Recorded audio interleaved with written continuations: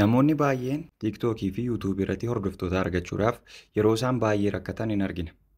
Har'a immoo furmaata kanaaf kan ta'u ediitingii isa salphaa nuti hojjennee hordoftoota hedduu argachuu dandeenyu. TikTok irratti hordoftoota hanga 10,000 yeroo gabaabaa keessatti, akkasumas YouTube irrattis hordoftoota hanga 1,000 argachuu karaa ittiin dandeenyu isinitti agarsiisa. Viidiyoo kana hamma xumuraatti ilaalaa. Maaliif yoo jettan isteepiin hundisaa baay'ee barbaachisaa waan ta'eef irra darbuu hin qabdanii. Egaa namoonni chaanaalii kanaaf haaraa taatan subscribe godhaa. Tokko jennee sirba Hacaaluu keessaa tokko kan filanneeni akkamittiin walaloo yookiin liiriksii sirboota akka hojjennu waliin ilaallaa. Nu waliin tura. Jalqaba irrattis kan nu barbaachisu appilikeeshinii CapCut jedhamu yommuu ta'u, appilikeeshinii kana Play Store irraa daawunlood gochuu dandeessu. Warri bilbila keessan irraa qabdan immoo appilikeeshinii kana bannaa. New project kan jedhu kana tuqna. Footoo barbaanne select erga goone booda add kan jedhu kana tuqna. Sana booda bifa kanaan nuuf fida. Egaa mallattoo CapCut kana delete erga goone booda reeshoo isaa sirreeffannaa jechuudha. Reeshoon kan TikTokii fi kan YouTube qofaatti jira. Kan TikTokii kanadha. Sana booda qubaan zoom in goone saayizii isaa akka barbaanne goone sirreeffachuu dandeenya.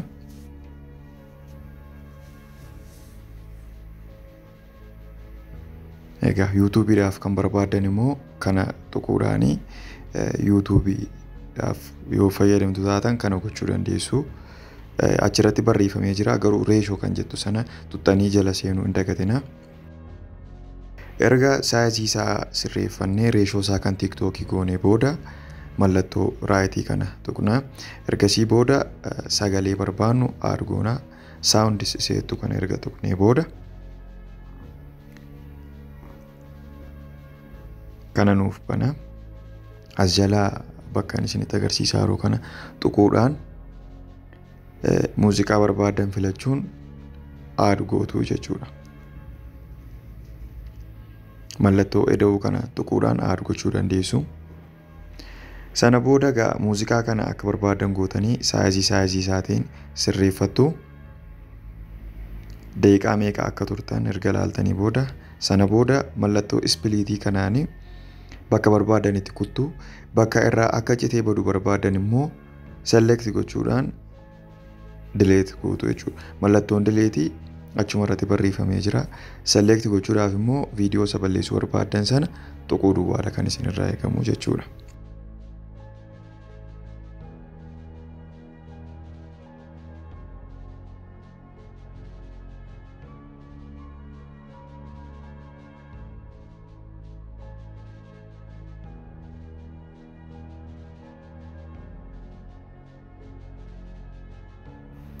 Erga dheerina muuziqaa keenyaa sirreeffannee booda kan itti aanee dhufu tekestiitti dabaluudha. Tekesti seettu kana tuqna. Sana booda add tekesti kan jettu kana tuqna.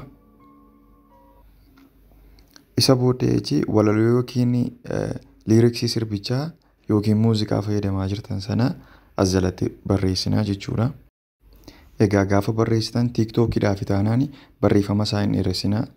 Yoo YouTubeidhaaf ta'e garuu dheeressuu hin dandeessu. Erga barreessinee finnee booda mallattoo raayitii kana tuqna. Erga tuqnee booda sirba kanaa fi walalocha akka inni wal duukaa jiru check godhannaa jechuudha. Si jajuun koo si malee jechuun koo si jaalluu fi waan si bar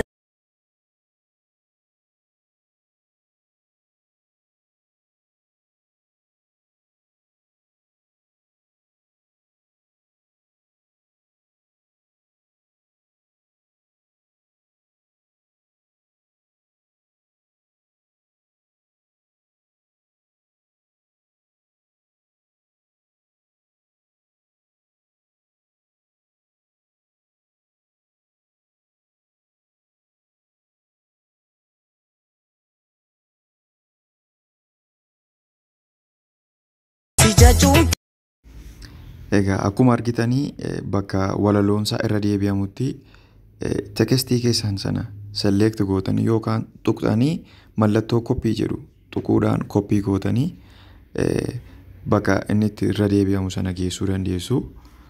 Amma barreessuu irraa jechuudha.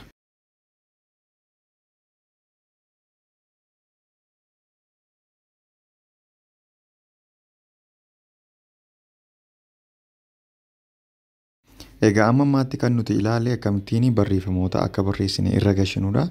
Amma immoo barreeffamoota barreessine kana akkamittiin ediitii gochuu dandeenya isa jedhamu ilaalla. Inni jalqabaa foontii isaati. Foontii isaa akkuma isin argitanii filannoo baay'eetu jira.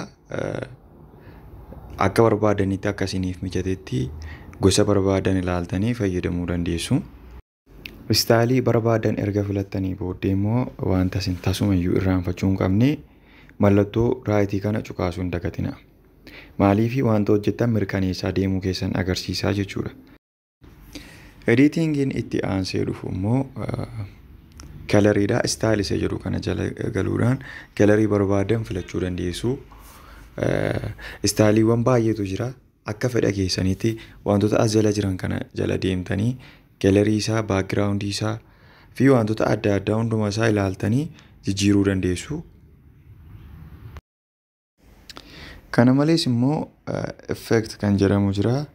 Effectiin kun utuu ofii keessanii editing godhanii istaayilii barbaadan irraa kan ittiin kaa'attanidha.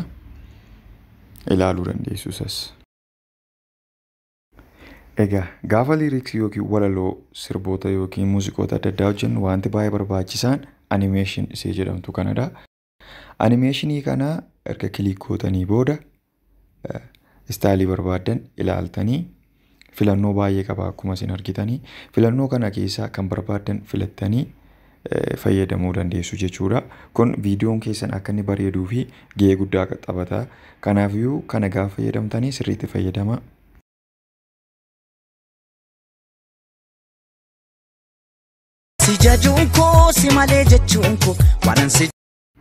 Egaa effektii kana tekstii qabdan hunda isaa irratti gaggalchaa deemtu akka filannoo keessaniitti.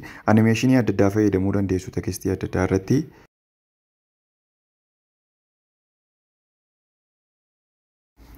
Egaa editingiin kun gara dhumaatti adeemaa jira.